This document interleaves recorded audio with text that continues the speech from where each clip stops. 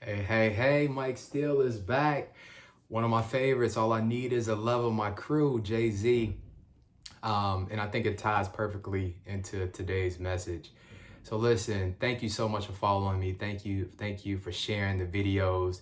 The reaction has been overwhelming. So listen, from my heart to yours, thank you. Really appreciate it. So listen, 10 minutes or less, I'm not gonna waste your time on leadership. Today, I'll be remiss if I did not talk about one key ingredient that I learned at a very young age around being a leader, and that's protection.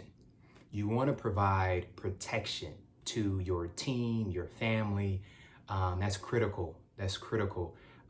You want people to feel as though they can go to you as a protector, as a person who could provide coverage, especially in corporate America when you talk about coverage and having, being able to be your authentic self, being able to speak up and speak out, which is all good and needed.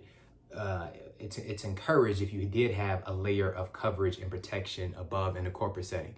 In the home setting, whatever your role is in your home, it's important whether you've got kids, if you got a spouse, that they feel as though that you're protecting them and that you're covering them and that you're looking out for them, that you have their back, right? That's critical for any leader.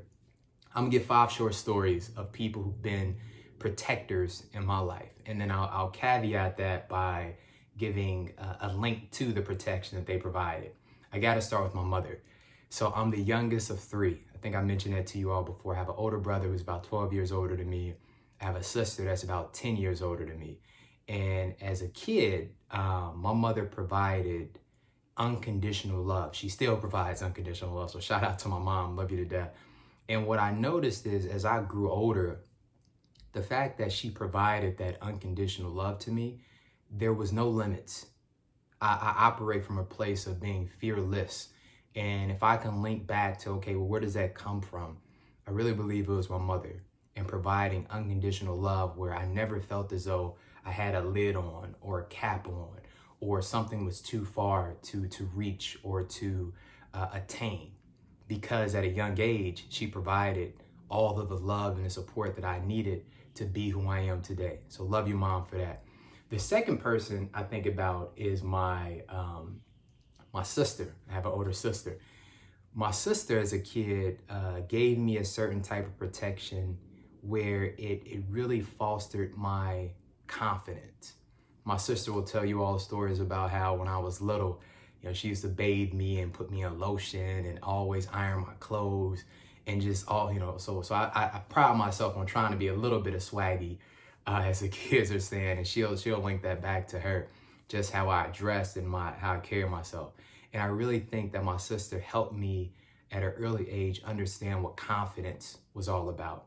So as I sit here and I tell you these stories, I'm very confident in my nature. I'm confident in my being. I'm confident in my own skin. And I think my sister had a lot to do with that. So shout out to my sister. My brother, my big brother, that's my superhero. He's been my superhero since I was a little boy. I always wanted to look at, be like him. I always looked up to him. He was incredibly athletic, just a strong influence in my life. And one of the types of protection that he provided me is really this thing around strength and being strong, standing up for what you believe in, having a backbone. There's a funny story. We used to have a neighborhood bully, and a couple people know this story. When my brother wasn't around, him and I used to always get along and play and all that kind of stuff, have the best of times as kids. He was a couple years older than me. But when my brother would come out, we'll be having this amazing time. My brother would always just antagonize the situation a bit where he's like, hey man, I bet you can't beat up my little brother. Now I knew this bully can beat me up, no question about it. But my brother would come out, he would say that, and I'd be like, my goodness, now I gotta fight this dude. We've been cool the whole day, right? And we would get into these scuffles, man. And God, it really helped and shaped me to be a lot tougher and stronger, to defend myself and all of that. But that's just a classic story of my brother with his strength. And he knew at the end of the day I wasn't gonna get hurt. But it was something about he came around, how he possessed the strength, where you felt comfortable around him. You felt as though he was a protector. And he instilled a lot of that in me today. So when I think about my family, when I think about my boys, that goes directly back to my big brother. So Listen, I always say my big brother made me tough in so many different ways. So I salute you. I gotta go next to my father-in-law. So my father-in-law came into my life at a very critical age. So me and Shelby been together since we were 16 and 17 years old. So a very long time. And at that time, it was critical. I was a senior in high school, had very little direction in terms of career and what I wanted to do outside of playing football. And he really opened my eyes to think about life and business and being all that I can and learning how to sell and how to communicate. These are all, he used to drive me home from Shelby's house as a kid. Never forget, I lived probably 25, 30 minutes away. And he would, I wasn't driving at the time. He would always be like, Mike, look, come on, hop in the car, I'll take you home. And in those car rides, he dropped so much wisdom and information on me that as a 17-year-old kid, it just blew my mind. He's been a successful entrepreneur for the last 25, even longer, maybe about 30 years. And so he was just dropping nuggets on me, planting these seeds. And I didn't quite understand why he was doing it. Didn't believe half the stuff he was telling me. But for whatever the reason was, he saw something in me to drop that on me. And as I sit here and I talk to you today, doing all the things that I'm doing in my career, a lot of that directly links back to the wisdom. And that's the protection that I feel like he provided me, is the wisdom, right? So when you think about people that you're mentoring or endorsing or sponsoring or whatever the case may be, continue to plant the seeds. So whether or not they know it in the moment, if you plant the seed and continue to water it, guaranteed it will blossom and to be something special. So shout out to my father-in-law, Mr. Stone, Papa Stone, Yak Bone Stone, everything that I call him. So thank you for that. And then lastly, I'll be remiss, my girl, Shelby Lynn Stone Steele.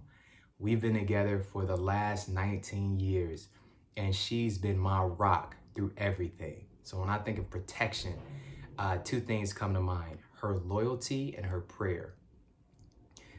Shelby's been incredibly loyal to me and my boys and my family. I've moved a ton of times in my career, well over probably 10 times in the last 13, 14 years or something like that. It's been crazy, just all over the United States, just moving.